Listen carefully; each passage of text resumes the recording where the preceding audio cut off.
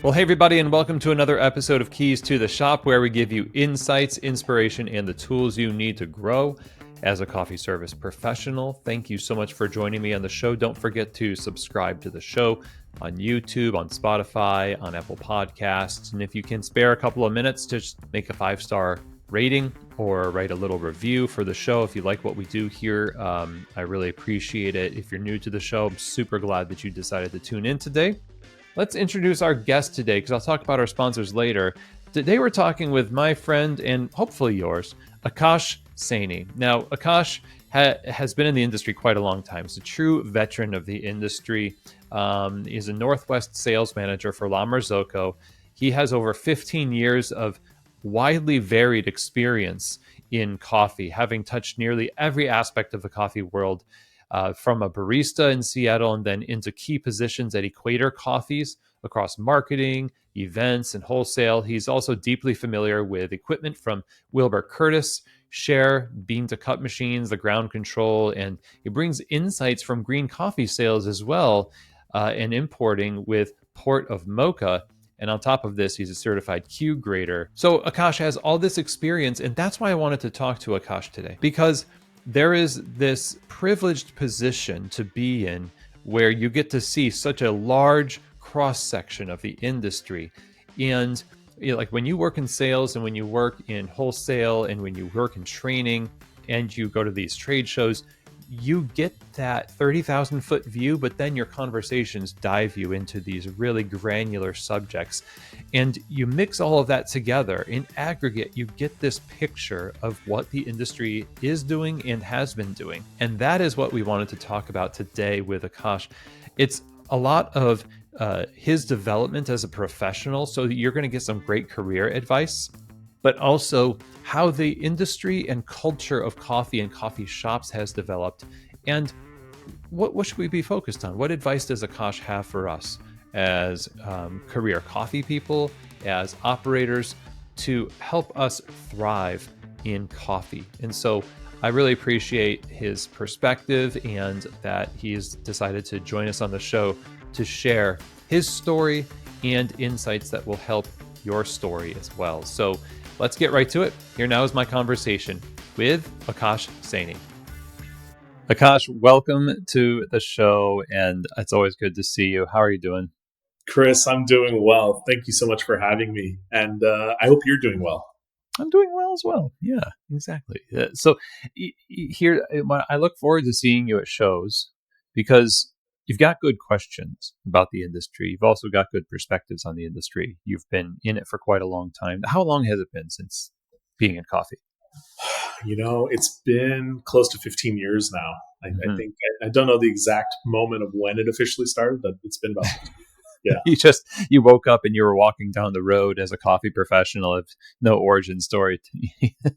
Well, it's funny actually. It did sort of happen that way where I moved to Olympia, Washington. I was only there for about 9 months, and I saw that there was a free coffee tasting on Wednesday mornings. And I was like, oh, I don't have school then. That's fine. Easy way to get a free cup of coffee. Let's do that. And I walk into the roastery. I'm the only one there, by the way. And this is at Olympia Coffee Roasters. Okay. I'm in Olympia, so that makes sense there. And they had a cupping set up. It was a blind cupping, and they handed me an SCAA at the time cupping sheet and said, we're just going to be blind scoring. And I looked and I said, I don't know what this is. And they said, well, don't worry about that. We're just here to have fun and kind of like see what you like. And, as you know, everything is specialty grade, so it's above 80 points. However, I didn't know that at the time. So coffees I didn't like, I scored a 20 out of 100. Coffees I did like, I scored a 60 out of 100. And it was fun.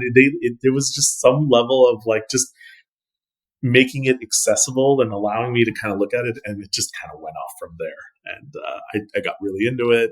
I was a home brewer for a while. I was competing in Brewers Cup competitions as a home brewer. I was that funny person who would show up at latte art competitions but didn't actually work in the industry for a bit there. And then eventually I said, all right, I want to find a weekend job. I want to learn about being a barista. I want to figure this out while I'm in school. And just started, working as a barista in Seattle, won a regional Brewers Cup, and it just kind of took off from there. And what was a passion turned into a really exciting career. And, this industry really, really welcomed me and made me excited about what could happen. But yeah, no, I really, that's sort of it. So I did sort of just walk in, as you said there, which is exciting. Why was it a passion? I mean, there's a lot of things one could be passionate about. What was it particularly about coffee that was getting you drawn in further and further? I grew up in a household that championed hospitality and giving, and there was never a weekend evening that someone wasn't being welcomed into our house. My parents don't drink, so coffee, chai, tea, lassi, like all of these things that what you'd expect from like an Indian household was always offered. That was our social drinks late into the night and whatnot. So the specialty coffee industry gave me a platform to truly do what I love, and whether it's connecting with people or providing that excellence in hospitality and telling a story, connecting with people, making everyone feel special. That's where that passion came from, and of course, just the moment when you have a washed Ethiopian or something like that, or a Panamanian geisha, and you're just like, oh my gosh, this is truly spectacular. What is this? The nuance, the complexities, and just your brain starts buzzing and you get into it then, right? Yeah, the nuance, the complexities. Yeah, it's so you came from a coffee house to work in another coffee house, just In a way, commercially. yeah. In a way, yeah. Coffee and tea and whatnot, and that is sort of a way to do it. It was interesting though, just having the moment with my parents where I said, I want to figure this out. I think there's something here where this could be a career. And, they tell me every time now that they're pleasantly surprised and consistently impressed just that it's been able to work out and to be something that I was able to figure out and be very happy about. Yeah, wow. So, way to use those opportunities to create more opportunities. Yeah. So you became a coffee professional working in the coffee industry as a barista. How long did it take you before you started going a step further from barista? How long did that phase of your career last as you were working in the coffee shop? That's an interesting question. I love that you asked that. I I sort of skipped a couple of steps there. So I was a manager and whatnot and managing a cafe, but I quickly transitioned into working for a company called Visions Espresso, where I would work there 5 days a week. But during the weekends, I was still running the cafe, as like we had a line out the door for 5 hours Yeah. straight. I was young. There was a moment where I'm working 7 days a week and, just figuring out what it is that I wanted to do in my career that, might not be roasting or being a barista focused, but was more focused on marketing and whatnot. But then also to still have that foot in the door of like, how do we run a busy cafe? How do we make sure that, the line is going efficient? How are we serving drinks? While at the same time figuring out how during those 5 days a week when I'm not there, who's running the cafe? Who are they? What are they doing? Who are the baristas that are there? So it was pretty quick. It was, I believe, about 2 years before that started happening, and then about a year of that. But I do appreciate that I was able to do that and able to leverage that into figuring out a way to eventually move down to California, work for a roaster called Equator Coffees and Teas. I believe in my time we went from 3 cafes to 9 cafes in the 2.5, 3 years I was there. And I mean, it really was try to do as much as you can and support. And we had a great team there where everyone was passionate about what they were doing and a really dynamic and wonderful leader as well. So yeah, that's, really cut my teeth doing that then. So that's really where it all sort of started and where that shift happened. It's kind of a far cry from the world of your original passion as a home barista, and then even working at Visions, you have a lot of home coffee enthusiast customers. So you have your foot in the commercial world, you've got your foot in the home coffee world, and even when you weren't at Visions, you still had those roots. What was the through line for you, or the commonality between how one goes about organizing the logistics of a cup of coffee for yourself versus the logistics of coffee for the public? Wow, it goes back to that passion, but it really also goes back to the love of what coffee was, what the flavor could be. This was at a time where specialty coffee was still it wasn't in its infancy, but it was something Right. that, you weren't seeing it everywhere still. It was still a part of the counterculture. It wasn't the standard or whatnot. So I do feel as though that's been a huge support and drive for me to say, okay, well, here's something that I love. Here's something that I believe there's also the economical and environmental impact of where coffee comes from and how we're able to tell that story. That was a passion. And so, it was taking all of that and figuring out whether it's, home baristas, commercial, whether it's working for a roaster, what was that story? How could we tell it? And how could we get more people to subscribe to something that we loved here? I definitely was at the time, more focused on like, how do we get more people to love pour overs? How do we get more people to really buy into the more expensive cups of coffee or whatnot? And that, yes, it's expensive, but it's an attainable luxury, and that it's a worthwhile attainable luxury and worth trying. But quickly, I started learning quite a bit in terms of where people are, what is their level of what they like for coffee, and understanding, okay, well, within those parameters, how do we improve that, right? And quickly, it went from brewing exceptional coffees to understanding extraction and understanding how we can take whatever coffee it is and making sure that it's the best cup of coffee. Something that I love to tell people is, I think some of the most beautiful coffees in the world are something I can enjoy black, and my mother can throw 6 ounces of almond milk and enjoy it as well. And they're very specific coffees that can do that. Let's, usually blends, and different roast profiles, but there are coffees that can do that, which I do believe is something fun there. But, I'm skipping a little bit, but I took a shift and decided to work for an equipment manufacturer, which was Wilbur Curtis. They were family owned at the time, Wilbur Curtis Coffee Brewers. And that's where that level of understanding extraction, batch brewing, how do we take something that is delicious and make sure that we're getting it in a gallon and a half, 3 gallons or whatnot, and really giving people those tools. One of my favorite things was taking some time in Fresno, California with a company that only sold coffee brewers to gas stations, and just taking the time. They have a frac pack. They don't even roast the coffee themselves, and just taking that and showing them how we can adjust recipes within their brewer to really affect extraction and make sure that we're getting a more, a cup that had a little more body to it, had a little more dynamic complexities to it. And all of a sudden they're looking at me like, this is incredible. Like, this is so huge for us because we're able to really offer that we can show this to people, and really understanding like, okay, it's really important to understand that coffee is being sold at places like a gas station. How do we support that? How do we provide that level of hospitality, that level of care, that level of excellence, as I spoke before, but coming at it to where people are there. And that really helped during the pandemic then, when you weren't seeing a lot of people go to specialty cafes, and they were going one step below, which was going to a chain or going to a gas station or whatnot. And so, all right, how do we improve that? So just a note on that. I'm kind of curious about this. You're working with a variety of people now. So before you're working for, inside specific companies, and then working for Wilbur Curtis, working with a variety of other people's companies, representing one piece of equipment that gives you access to other people's operations. And having been familiar with the inside nature of logistics and scheduling and the gears that have to fit together to make a cup of coffee.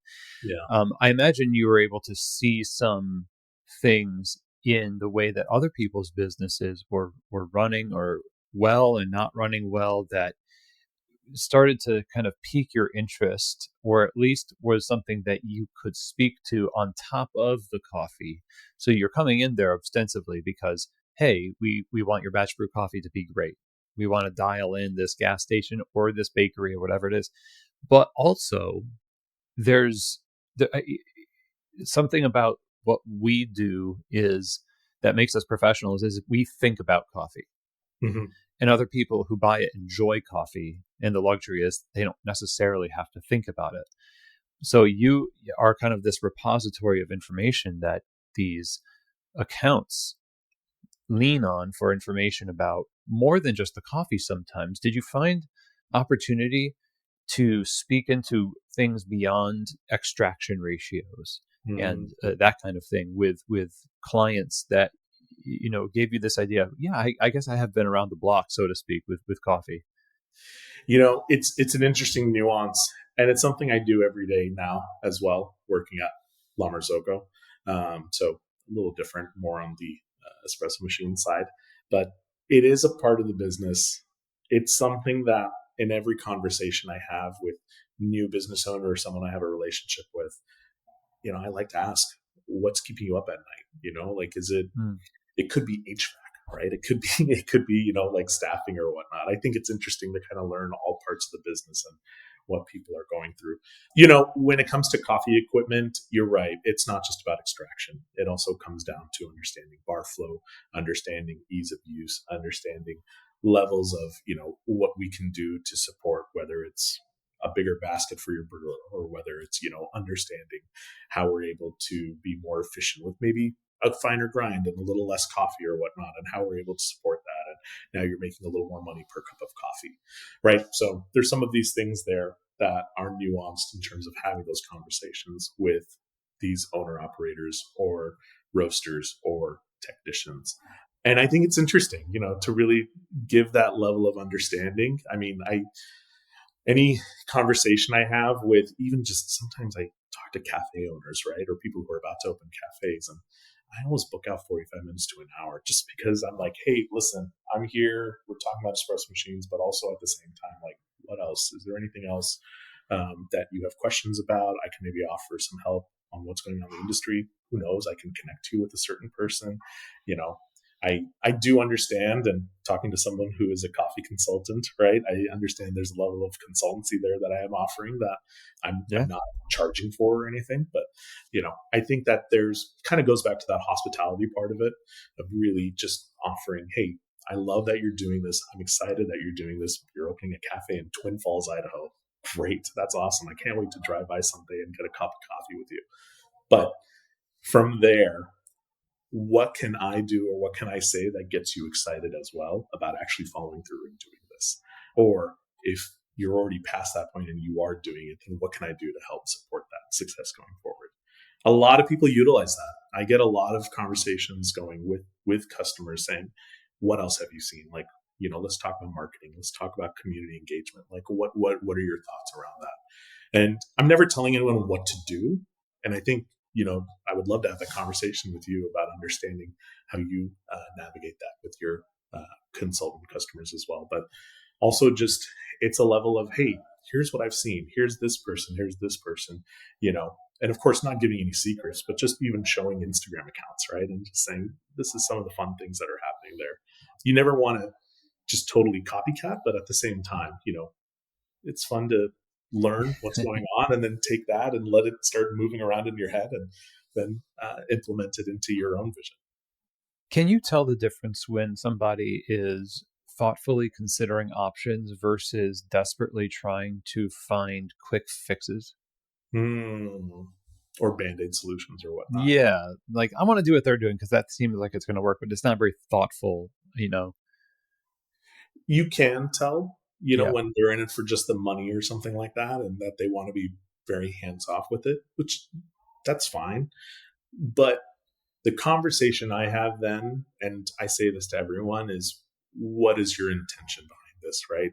And whatever intention you put into this space, people will feel that. They will understand that. And if it's not you that's going to be there operating it, and you're just the money part of it and someone else is doing that part, what can you do to implement that intention, and then also share their intention into the space where then they're the ones who are implementing that? If that makes sense. I do Hmm. think that that's a conversation I have pretty often. I'm a big proponent in, whatever situation or conversation I'm in. I really try to think of, okay, what is it that I really want out of this? How do I really get a chance to like make sure that I'm being shown in this space, that intention set, I at love the end of that. the day, like I'm gonna say one thing. There's a coffee shop here in Seattle that it's my wife. My wife, it's her favorite, and you walk in and you can tell, right? They didn't have $1 million for the build out, right? There's a lot of things going on with this space in terms of where it is. But the moment you walk in, there is a level of calm and comfort in there. and you can just feel that everyone is at ease. And it goes down to the baristas, it goes down to the owners, it goes down to how they set up the space, and it works. And I tell everyone, I'm like, hey, you probably haven't heard of this coffee shop. Go check it out. It's worth seeing. It's just one of those little things. I don't even mind sharing it. It's a cool spot. It's called Overcast Coffee in Seattle. They have a spot on 12th Street. Is it 12th Street or 12th? No, 12th Ave, sorry. 12th Ave in Capitol Hill. And it's just one of those spaces you walk in and you just feel at ease. And it's like, listen, you don't need to do the crazy build outs. Here's a good example of just feeling that and seeing that it's popular. So when I hear you talk about Overcast, and there's plenty of other places that have a very simple framework of operation, and it works. You talk about this intentionality. The thing that came to mind was that we talk about hospitality.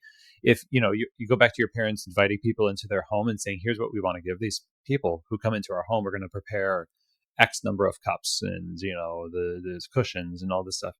So there's intentionality. One of the things that owners often don't consider is how to welcome themselves into their own place. Like in preparing yourself for, is this what you want? Because when you're going to walk in there, is it going to be inhospitable to you? Because that's a great way to learn how to hate your business, right? So be hospitable to yourself. Be a little intentional, So I like that intentionality word. It's so funny. A lot of the conversation, I love this, man, because it's so true. A lot of the conversations I have is, you don't want to tell people what coffee roaster to work with or anything like that. But that is a conversation I have where I'm just interested. I say, hey, do you have a coffee roaster that you're planning on working with? And a lot of these companies will just be like, no, not at all. And I'm not here to tell them what to do, but what I am here to do is I can at least offer like some guidance there. And, so I'll say like, hey, okay, cool. Like, do you have a favorite coffee shop? I was like, I've traveled around the country. I was like, you tell me any coffee shop you've been to, and I can probably figure out like around what kind of coffee that is or who roasted that or something, right? Like, have those conversations.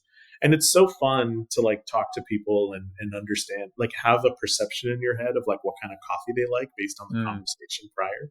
And then for them to pleasantly surprise you, being like, wow, I had a really great experience in Portland at Heart Coffee or something like that. And it's like, oh, wonderful. Like, and your experience is working at like drive-through stands. Like that's, and that's the coffee that you've been used to prior to that. That's so interesting to me. And, just at least offering that level of like, let's bridge this gap and get you along your coffee journey just by having that conversation. But even that, people are like, just tell me what to do. Tell me which coffee, like what's going to get people in the door. And it's like, well, hold on now. Like, first off, what do you like? Like, what do you want to enjoy every day? What do you want to have? On top of that, then it's also understanding that this is a relationship. You're going to be ordering coffee once a week or once every other week. You're going to be interacting with them for a long time. And there's other supports that a lot of coffee roasters can provide, training and whatnot. But, this is a relationship. Who do you want to actually work with, right? And yes, the coffee part of it comes, whose coffee do you like? Whose bag do you like on your countertop and whatnot? But it really is that relational part of it. And it is interesting to have that with people and just have that conversation. But yeah. So like going back to this idea of having this knowledge of the industry that others just can't have. You're traveling, you represent these companies that distribute across nations, you travel with shows. And you've kind of had this perspective for a while now. I mean, what has changed most dramatically in the last, let's call it, 5 to 6 years in the coffee industry in terms of the cafes that you've seen and what they believe is the common denominator for success? I mean, you're talking about people that says, well, maybe this isn't always thing. I want the right equipment. I want the trendy drinks, and that's how I'm going to win. But has it shifted at all to different types of approaches to trying to be successful in the years that you've been doing this? That's a great question, Chris. I've thought about this, and it's an answer that has changed. But really, what I keep coming back to is engaging with your community. Run clubs, right? I see a lot of cafes doing that. Local boutique pop-ups in your space, events. There's this trend now where we're doing like DJ sets in the middle of the day, right? It's what does your community want? How are you engaging with them? How are you using your space as that third space or whatnot, right? Understand your local community. I mean, get them excited to engage with your space, even if it's not entirely with you or your staff. The story that I have is one of the things that I was tasked with at Equator with as we were growing, we realized that every single cafe had a different customer base. Some of them were in Marin County, which is more families and more wealthier and whatnot. Right. And then we had cafes in San Francisco in very different neighborhoods there, and cafes in Oakland, California as well. And it was so interesting. One cafe was bike events, doing a weekly bike ride and having the community come to those things and sponsoring that. Then we had cafes that are in the middle of like a tech sector where, LinkedIn HQ is and where, all these like tech companies, their HQs are. And, I remember once I parked a car in the middle of our cafe, like an Audi or something like that. And Audi was doing this whole promotion around like rent a car and, you can take it to Tahoe and bring it back. And it was kind of like a precursor to like a luxury Uber or something like that. Yoga events, partnering with like brands like Athleta or something like that, and having 70 people show up in the middle of the cafe and doing yoga in the middle of it, right? Like there are just, I think that seeing more of these community events, and it's changed since then, right? You're seeing this really interesting shift towards cafes that have more of a cultural stamp to them, right? Whether it's the Yemeni cafes or, here in Seattle, we're seeing more Vietnamese cafes or Asian inspired cafes that are focused on matcha and hojicha and whatnot. And it's just so interesting to kind of see all of that and what the level of community engagement is in those spaces. The Yemeni cafes are a good example. You see this all across the country during Ramadan, and how you go there at 11 p.m. or 11:30, 12 p.m. and it is packed. People are in there, they're enjoying their coffee. They have longer hours because they understand that that's something that they want to offer to their community. And that's a great example of that, right? Yeah. I think it's interesting. I'd like to even push that to you. And you've been also traveling around the country. You work with a lot of different operators. And what sort of interesting events have you seen? What sort of collaborations? What sort of community engagement have you seen at some of these? Well, great. I think yes, you're right on the money there with community engagement, because the thing that really defined the specialty coffee movement in the mid 2000s was coffee community engagement. It was all about us with each other, and sort of having, if you remember these old, Frank Sinatra and Dean Martin, they would just get up on the stage and just chop it up with each other. And it was all about like watching them have a good time with each other. Right. And you're at a certain point, you're thinking, well, why am I not doing that with my friends? Like this, I'm watching these friends have fun with each other. What, this is surreal. And that's what it felt like back then, which was we're forcing the customer to watch us talk to each other. And for whether it's competitions or in our cafes, and I've tried to force a lot of pour overs on people, and wasn't really interested in what was good for them. I just wanted validation. And so I guess collectively, what's happening in our industry, and I want to just affirm what you're saying, is that maybe it's matured to the point where we've said our market and us as professionals matured to really be okay with focusing on our customers and our neighborhoods, and having a little bit more of an in-depth integrity and pride in the core of what our business does, whether it's awarded in the industry or not, whether we win first place or not. And the fact that, like Vietnamese coffee shops are proliferating, the reason why is because somebody did it because they wanted to do it, not because it was popular at the time. Yeah. And the same thing goes for other places. I've got a client out in Berkeley, Elaichi Co. does a chai company. So the population, they opened very late. So their community served like the Desi population in their neighborhood. And that's just what they do because that's their business model. Yeah. And their intention. It's very intentional. And so that's why you see now two things, and I'm going to stop here. One is like very stripped down, not culturally rooted, very black and white, stark utilitarian coffee shop concepts, like relatively soulless. And then that industry is like bifurcated from there to very colorful, very small, very genuine, quality focused, but hospitality Hmm. focused as well places. And so, yeah, that feels like the thing of the moment. And you and others who go around to talk to people about equipment, but also what it takes to be successful, help that concept last years and years and years. And it feels like that's a concept that those smaller places or the more intentional places can last longer because it touches something different in the customer. There's a good example of this, and it's a very unusual example. It's Dutch Bros Coffee, right? The drive. Mm. Say what you want about their coffee. At the end of the day, they have 1,000+ locations. They're constantly growing. They have this interesting culture. They call all their baristas broistas, but I mean, I kid you not.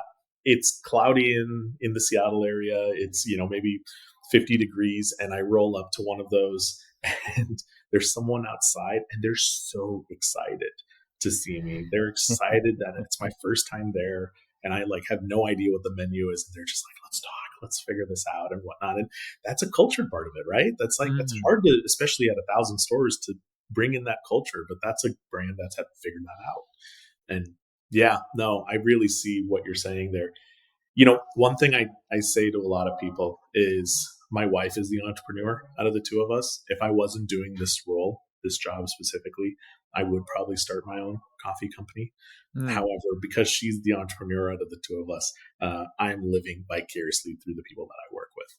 So and I try to show that, like, hey, what can I do to support you to see you successful? Because I'm treating your business as mine. Well, hey everyone, it's Chris. We're going to get right back to our episode with Akaash, but I wanted to talk about Arto Brick and the Barista series from Pacific. So, Arto Brick, if you go and DM Armin, who runs Arto Brick with his brother there in LA, you need to just start a conversation about what it would take for them to fulfill your dreams about putting the great tiles and stonework and materials in your cafe to create something unique and beautiful. This is what they do. Wonderful stonework, hard surfaces, and tile. They have done this for multiple industries, but they particularly love coffee shops. I've had Armin on the show too to talk about his journey and what they do at Arto Brick. But if you're looking to open a coffee shop and or remodel, or you want to open a second store, a third store, and you're looking for a unique feel made from stone, made from tile, then check out Arto Brick at Arto Brick on Instagram. Now, I would also love for you to check out the Pacific Barista series by going to pacificfoodservice.com. You can get samples from their whole, very extensive lineup of plant-based beverages that are designed to stand up to the heat from steaming, produce great texture for the latte artists among us. And also you've got the balance of the beverage focused on coffee, which of course is what people are there for. And this is all born from a dedication to the industry, to listen to the voices and the feedback to develop the products that fit and perform. So again, check them out at pacificfoodservice.com. And if you're looking for the best plant-based beverages for your customers, then go ahead and check out the Barista series from Pacific. So let's get right back to our conversation with Akaash Saini. I'm curious, what kind of coffee shop would Akaash open? Ah, I love that. That's a good conversation. I've recently thought about writing it out, but I still haven't done it. I kind of go back and forth on a lot of things. During the pandemic, my fascination went into wine. I kind of love this. This was at the beginning of the pandemic when we didn't know how long it was going to last, and my wife gave me for our anniversary a French Wine for Dummies book with the idea that, like, oh yeah, we'll book a trip later this year to France and we'll learn more. And I sort of had it stashed off. I'm like, it's a For Dummies, the yellow For Dummies book. I'm like, okay, whatever. And the pandemic hit, and I started reading that book, and it was such a wonderful entryway into learning about like wine labels and regions, and just dumbed down in a way where I took that and just ran with it.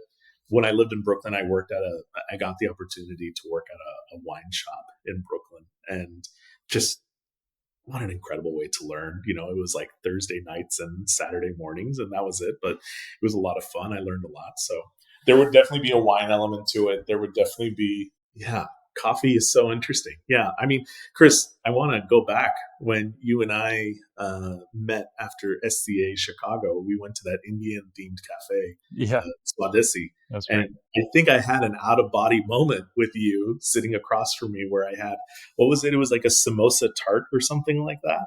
Yeah, that's right. Yeah, like a potato samosa tart. And it was like I think what I told you was my issue with samosas were the actual shell of it, and that they took something that was as beautiful and well done as a croissant and just put all the delicious chutneys and toppings and fillings of a samosa, and it was perfectly made. And I just had this moment where I was like, this is beautiful, this is wonderful. Like, you're taking the culture, but you're kind of playing with it a little bit. So there would be an element of that to Nice, it, right? nice. There would be an element of that. There would be an element of having understanding what coffee is and all that. And okay, there is one part of it that I do want to talk about.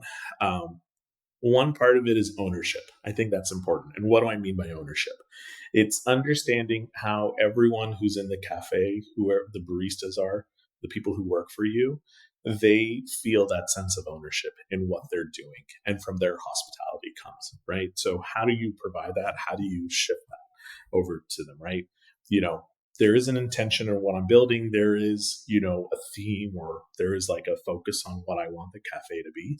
But at the same time, it's understanding that the baristas or the staff have this sense of ownership, whether what they're making with the craft, maybe they get to play around with the specialty drinks or whatnot. And from there, because they're excited to make something for you, right? That hospitality then comes into play. They feel like there's more of a chance of, like having that dynamic between whoever the owner is and the actual staff and the barista and whatnot. I Hmm. think there's thoughts there about what I would do. Yeah, So I think yeah. about that I often, right? like that a lot. You just Yeah. hit on something that with the samosa tart and the leadership giving people the ability to enter into new levels of ownership. When you had the moment, everybody's had the moment. You just described yours of coffee making sense, or like, I didn't know this was what coffee could be. In a lot of ways, the owner is responsible for creating that very same revelation around hospitality for the person who's delivering it. So if you replace the word hospitality that a barista gives a customer with, a pour over, like, what's the Ethiopia, the blueberry bomb or whatever of hospitality that a barista can experience on shift that delivers a sense of ownership that no amount of checklists and onboarding word crafting can deliver? That would really shift things, right? Because you can, yeah, it would just like open up a whole new world. It's so true. There were times at Equator where I noticed that, where, okay, why am I the one who's really like engaged here and wanting to tell this story and really excited about this? And, and it's because I had a level of ownership that maybe some other people didn't have. And so it's understanding how to provide that for everyone. Hmm. And I don't think that's something that they did wrong or anything. It's just something that I want to make sure that it's encompassing for everyone. Yeah. Yeah. So Yeah, it makes sense. Well, I want to kind of turn to the product a little bit, because a lot like when, yeah, I just mentioned that it's great to like focus on giving people these opportunities by you're causing the coffee shop to be an environment that unlocks potential in the people working in the coffee shop. For the customer, they're drinking this coffee. They really want to buy a cup of coffee. This is why they're there. yeah, And we do want to focus on hospitality, but if you're very nice and everything sucks, it's hard. So what is it that we have really, how have we gained in specialty coffee quality, or have we? What are the positive changes that you've seen in cafes in terms of quality coffee output on a production bar level? yeah. I mean, I am a Seattle trained barista, right? So we always make the joke that semi-automatic machines with the little shot timers up top and a doser grinder is the clack, clack, clack, right? Like that, Yeah. you know, there is also a Seattle barista out there who takes their tamper and taps on the portafilter, right, to settle it, right? That all of these are hallmarks of being a Seattle barista. You have the big French presses, right, and that's your drip coffee, right? All of that. So I did come from a lot of that. So it's interesting to take that and then just to see where we've come from there, right? There is a level of believing in the craft of specialty coffee and of espresso making and whatnot, right? Like that is so important. But innovation isn't bad, right? Having scales built into your machines or even just scales on your machines, that's important, right? Having grinders that have the grind by weights on there, or at least being able to be more consistent in its dose, right, or consistent in its grind quality, that's really important as well. And Yeah. then whether it's autovolumetrics or whatnot, right, and even some of these milk steaming options that are out there that are just supportive and help with that. I think that it just provides consistency and that extra level of hospitality, because consistency is key. That's important, right? In terms of understanding where our quality is. Here's a good example. I'll tell you one. So at La Marzocco, we released that collaboration with Malcona Grinders, the Grind by Sync, right? And Yeah. so if people don't know, this is a good example where both items are connected to the cloud and talk to each other. So where you put in the amount of coffee that you have in the grinder, with the grinder and the portafilter, and then you're also telling the grinder how many seconds out the coffee should come out, the espresso. And then on the espresso machine, you're doing your autovolumetrics or your scales and whatnot, telling how many grams out you want it. And based on whatever seconds that the coffee comes out in, it tells the grinder and it will make an adjustment after every shot. Well, at the end of the day, these are tools, and I'm not here to really tell you how to do them, but I'm here to show you what I've seen as best use cases and whatnot. That's an example where we're not here to tell people that they shouldn't dial in, that they should just put a recipe in and it just makes it for them. What I've seen be successful is you still know how to dial in. You're still dialing in every day and making sure that the coffee tastes exactly where you want it to. But the idea is then you can shift it over to that sync, and then it's able to make those adjustments on the grind size after every shot to make sure it hits in that line. The best example of this, there's a cool cafe that opened up here locally where they're an all-day cafe and very successful at it. And then they are a bar at night. And so they operate as a normal cafe. Baristas dials in and make sure that the coffee tastes good throughout the day as we do it. And by 4 p.m. hits, they dial in again. They turn on that sync feature, and now the bartenders have great espresso going forward without having to truly go down the whole idea of understanding how to dial in every single shot. I think about that. I think that that's helpful in terms of innovations. Is that a tool for everyone? No, right? But it's something that's there, and just kind of understanding when we have the craft, but innovation still helps. That's interesting that you brought up, you still dial in. And the question I had was also, are we getting better at coffee, or is the technology getting better at making coffee? That's such a unique question and a nuanced question. I like that. I think it's a little bit of both, to be honest. Mm. I do think it's a little bit of both, because there are ways around how we look at specifically making coffee that wasn't around 10 years ago, right? Sure. When it comes to understanding ratios and understanding weight out, versus volumes and whatnot, we weren't doing that before, right? I mean, a lot of people would look at when the shot would change colors, and right, there was a lot of that. And now we've learned that, hey, there's some room there. You don't actually have to do that. It's more based on the ratio of your espresso. That being said, I still at home, when I'm making a shot here in the morning, I still do that, right? Yeah, It's same. still Same. sense. And by the way, after you've done it for a while, I will make espresso here, and I make the best espresso. I'm not timing it. I have the dose. I use a flare, Oh yeah. just Oh, a hand crank kettle water, and I have a niche grinder, and it just it works. And so that's what the question is, like, when we deal with stuff like turnover in the cafe, we're always dealing with turnover in the cafe of baristas, right? But similarly, I think we're dealing with turnover of operators. So operators today of coffee shops and owners are new to the industry of coffee. So they're not really taking part in institutional wisdom that's been built up for generations. As far as they're concerned, coffee begins and ends with them. Or, it's not like whatever is now is brand new, is totally innovative. We know that's not true. I mean, the 80s still had espresso bars, you know, and who knows if it was good or not? Probably wasn't compared to today. But I guess the question is, where do you see us?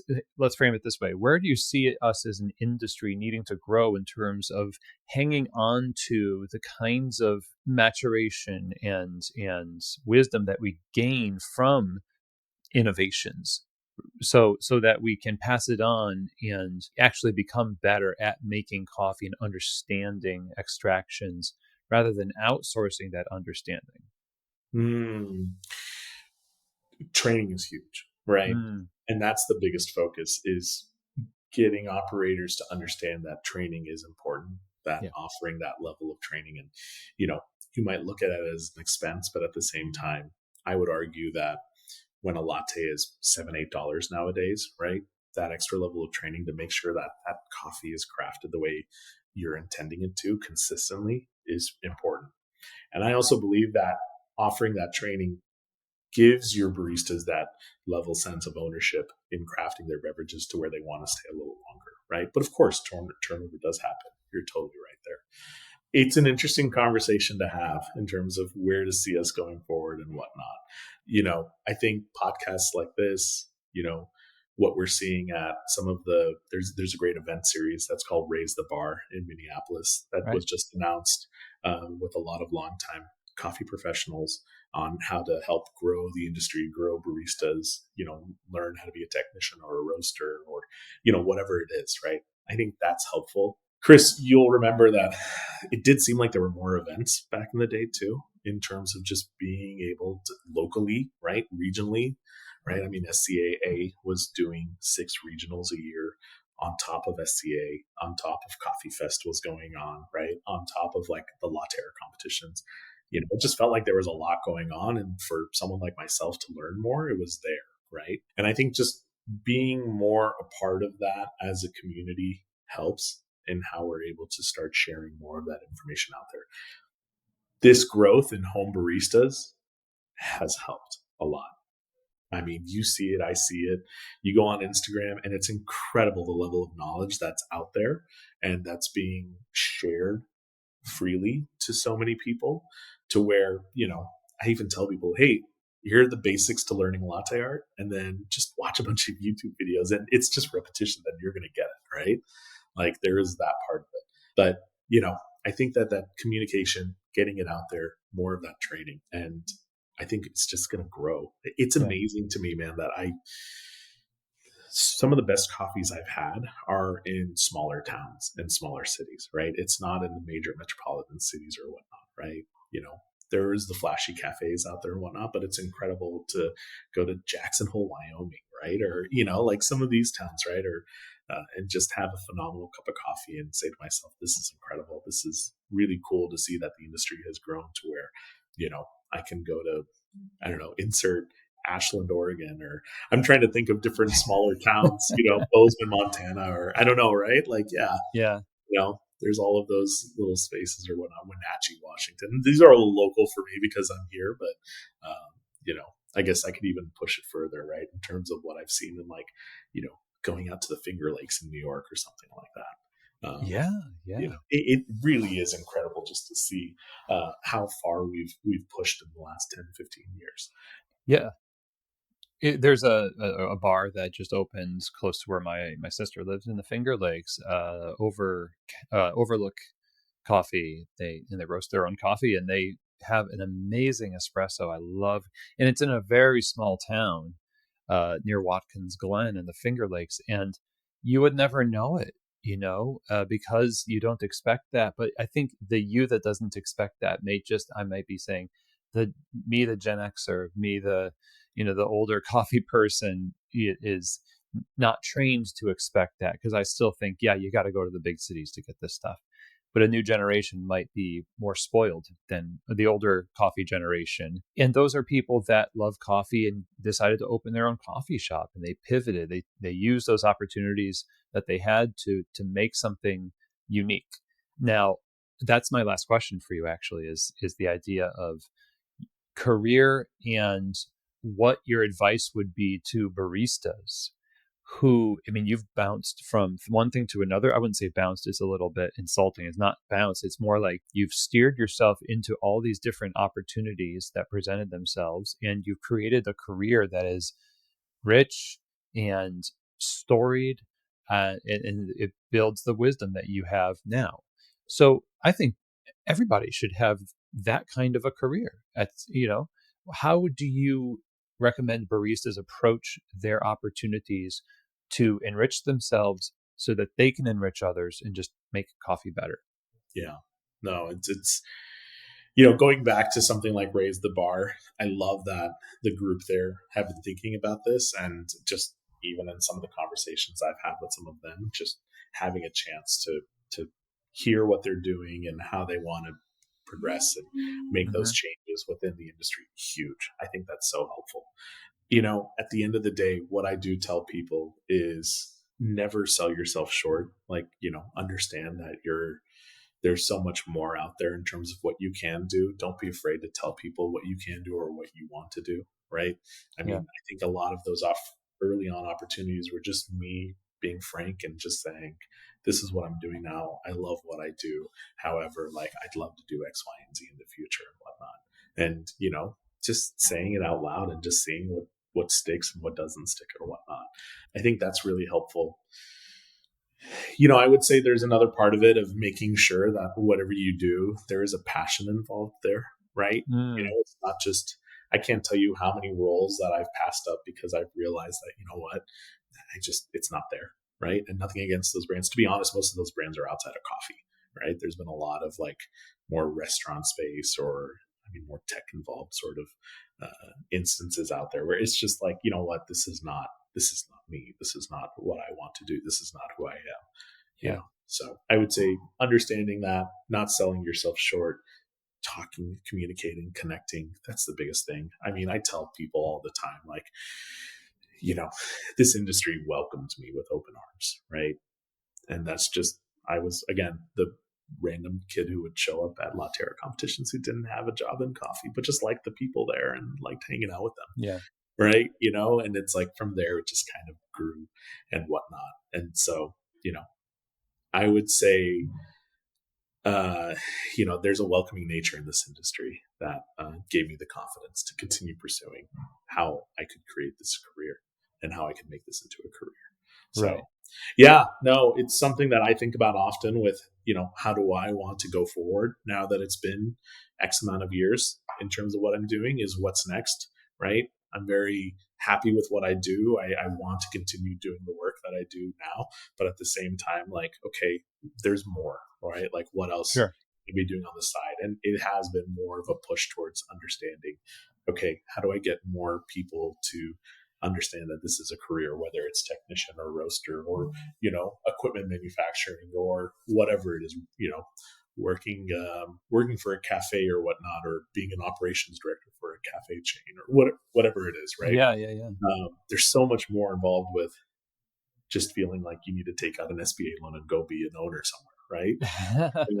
Yeah. Which is totally great. Like, you should, Sure. if you want to do that, you should do that. That's great as well. But yeah, just creating a career in coffee. I think that's something that I'm pushing myself to figure out what's next and how can I take those values and bring them forward for others. That's awesome. And there's like one more like little follow up here. You Yeah. mentioned that you got to find something, either there's the passion and then something that fits with you. Like, sometimes you say, no, this is just not me. How would you recommend people don't conflate this is not me with this is hard? Mm, Maybe you need to, because there is a level of difficulty in things worth doing. that you could just say, no, I'm going to tap out. But you were just almost at the point where like maybe you needed to mature a little bit. Maybe you needed to change and have a challenge, and it becomes you. So what's the balance between looking for something that fits you, but also being open to making you that change to afford yourself the opportunities that really would be beneficial? I can give an example. I recently, this is 3 years ago now. I did make a switch, and a lot of my experience is more here in the U.S., whether it's cafe operations, marketing, working for equipment manufacturers. Well, there was a moment where I said I wanted to work more on the green side and understand green coffee and do more of the selling with that. And so I worked with a great individual named Mokhtar El-Kanchali, who with Portamocha, who does an incredible job bringing coffee from Yemen, high-end coffee from Yemen, to around the world. And it was so much fun. And it was so, I mean, the level of gratitude I have towards that role and what I was able to tell in terms of the story and get that coffee out to not just the US, all over the world, was so liberating and freeing. But and it wasn't the selling part that was frustrating. It was the fact that we were a small company and the export import part of it. And, understanding very quickly that I am not someone who can, be up in the middle of the night talking to, customs in Australia or something like that. Right. Yeah. And making sure every form is filled out exactly to a T for these government. Anyway, it's, just a moment where I realized this is not me. This is not who I am. I am definitely more on the other side of things. And, obviously I could have grown and gotten to a point where I didn't have to do that part of it. But that was a humiliating moment for me, right? Or that's the wrong word. What's the word I'm thinking of there? Educational, enlightening. Yeah. Enlightening moment. Thank you. That was an enlightening moment for me of just kind of realizing like, okay, you know what? Take a step back. As much as I loved the work that I did here, and how I was able to support it, it just, there was a lot of brain power being used to where I felt like, you know what, I need to, take stock of this and understand that maybe this is not my role in the industry. I'm very appreciative of it. I'm very glad I have that experience. I've definitely used it, and it's helpful for me in just talking to people now about like FOB or things like that. But yeah, I would just say that. But that's cool. Well, that's a very positive way to look at it, though, because now, like you said, you can use that information. You did it, and it will, be useful forever. 100%. And, I mean, there was a nonprofit arm and we did like a whole national auction anyway, the stories there, like, it felt really good about doing that. But it's just, it's one of those things where I said, and that was important to understand that level of who I am as a person, what I want to be doing, and how I spend my day and how I'm able to show up for this industry. Beautiful. Great. Well, I'm glad you keep showing up for the industry and being here on the show. I've really appreciated you sharing. This has been super helpful to get great perspective from somebody who's done so much. So, Akaash, I really appreciate it. And I would love to hear where we can just kind of stay plugged in, maybe follow you online. Where should we go? Oh, wow. I'm not as good as this. It's some of your other guests, I guess. I have a personal Instagram. If you want to follow me there, it's just Akaash Saini. You can follow me there. I don't post as much as I used to, I feel like, but yeah, you can do that. But I work at Marzocco. My email is out there. Find me online. Definitely reach out to me. I'd love to help and talk any chance I can. Nice. Well, Akaash, again, great to have you on the show. Appreciate you. Awesome. Thank you so much, Chris. I appreciate you, and I appreciate all the work that you do for this industry as well. Well, everyone, I hope that you enjoyed that. Go and follow Akaash on Instagram. You can find him at Akaash Saini, and we'll have that in the show notes, of course. But huge thank you to Akaash for joining us on the show. If you see him out in the wild, do tell him, hey, I heard your episode on Keys to the Shop, loved it, and let's talk coffee, let's talk wine, food, travel, whatever. Akaash is kind of a Renaissance man. So anyway, Akaash, thank you. And if you all have any questions, comments, or feedback about today's episode, go ahead and email chris@keystotheshop.com. Or if you just want to reach out and be informed about what's going on with Keys to the Shop, you can sign up for the newsletter over at the website, keystotheshop.com. So thanks, everybody. I really appreciate you all. And as always, I hope that today's episode has truly given you keys to the shop.